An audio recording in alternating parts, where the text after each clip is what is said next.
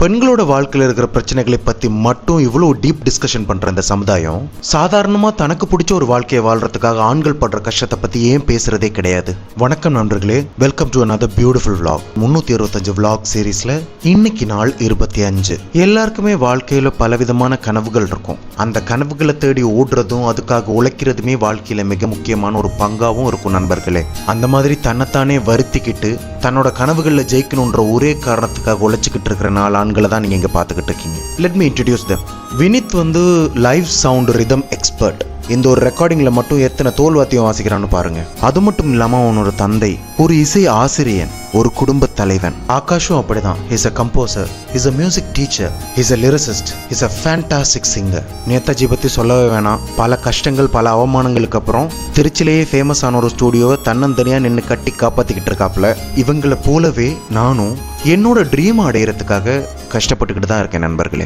நாங்கள்லாம் கலைஞர்கள். எங்களுக்கு தேவை கொஞ்சம் ரெகக்னிஷன், எங்களோட திறமைக்கான அங்கீகாரம், அவ்வளோதான். அதை அடையிறதுக்காக சொந்த ஊரை விட்டுட்டு வந்து ஃபேமிலிஸை, ஃப்ரெண்ட்ஸை, தனக்கு பிடிச்ச விஷயங்களெல்லாம் சாக்ரிஃபைஸ் பண்ணிட்டு பணத்துக்காக இதெல்லாம் பண்ணுறோன்னு நினைக்கிறீங்களா?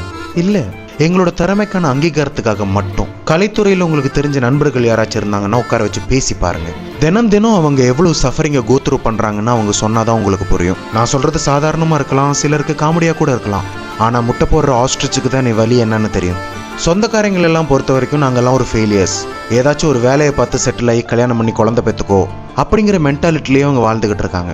எப்போத்திலிருந்து தனக்கு பிடிச்ச விஷயத்தை அடையிறதுக்காக முயற்சி பண்றது ஃபெயிலியர் அப்படிங்கிற கேட்டகரிக்குள்ள வந்துச்சுன்னு எனக்கு புரியவே மாட்டேங்குது நண்பர்களே. நம்ம வாழ போறது ஒரே ஒரு வாழ்க்கை. நம்ம விரும்புற மாதிரி சந்தோஷமால வாழணும். இன்னைக்கு இல்ல, நாளைக்கு இல்ல, ஒரு வருஷத்துல இல்ல, ஒரு நாள் நாங்கள் ஆசைப்பட்ட மாதிரி எங்கள் லைஃப் கண்டிப்பாக மாறும் நண்பர்களே. அப்போ தான் எங்களுக்கு பிடிச்ச மாதிரி வாழ்க்கையை நாங்கள் வாழ்ந்தோங்கிற சாட்டிஸ்ஃபேக்ஷன் எங்களுக்கு கிடைக்கும். இது நடக்குங்கிற ஒரே நம்பிக்கையோட இந்த vlog இன்னைக்கு முடிச்சுக்கிறேன். நாளைக்கு உங்களை இன்னொரு அழகான vlogல வந்து சந்திக்கிறேன். அது வரைக்கும் திஸ் இஸ் யாஷ். டாடா, இரவு வணக்கங்கள்.